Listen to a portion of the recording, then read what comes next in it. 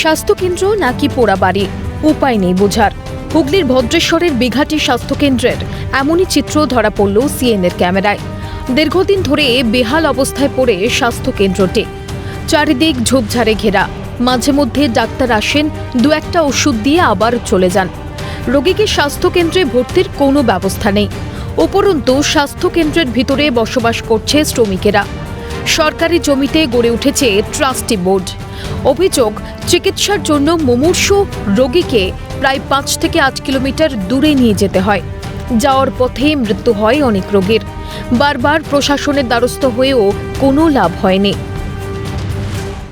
আমরা প্রশাসনের কাছে দ্বারস্থ হয়েছি, প্লাস পলিটিক্যাল পার্টির কাছে দ্বারস্থ হয়েছি, যাতে এইটাকে সুব্যবস্থা করে এটাকে আগামী দিন যেন উন্নতভাবে এটাকে চালানোর একটা প্রক্রিয়া শুরু হয়। আমাদের জ্ঞানও তো আমরা দেখে আসছি, 20-22 বছর ধরে আমরা এরকম দেখিয়ে আসছি, এরকমভাবে পড়ে আছি।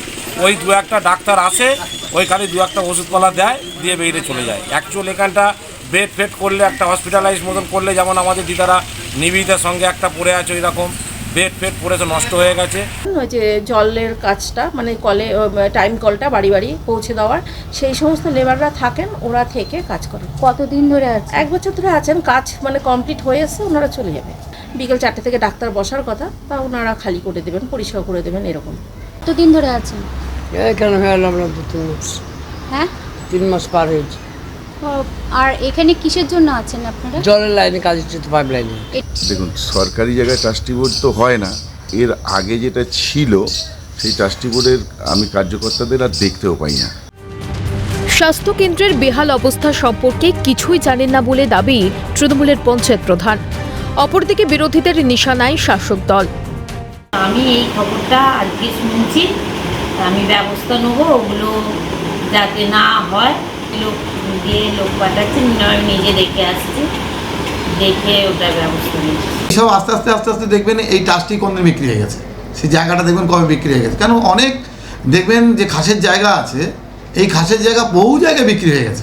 আবার কোনো জায়গায় জবরদখলভাবে যে কোনো পন্থায় বিক্রি করেছে। ওরা নিজেরাই পুকুর ভরাট করছে, নিজেরাই বিক্রি করছে, প্রমোটারি করছে, সবই তো করছে। এ রাজ্যের কোনটা অরিজিনাল আছে? অতএব বাংলার অবস্থা যেমন বেহাল, তেমন স্বাস্থ্যেরও অবস্থা বেহাল। সরকারি স্বাস্থ্যকেন্দ্রের যদি বেহাল অবস্থা হয়, তাহলে সাধারণ মানুষ চিকিৎসার জন্য যাবে কোথায়? রাজ্যের স্বাস্থ্য ব্যবস্থা কি তাসের ঘরের মতো ভেঙে পড়েছে? হুগলি থেকে কাকলি নস্করের রিপোর্ট, ক্যালকাটা নিউজ।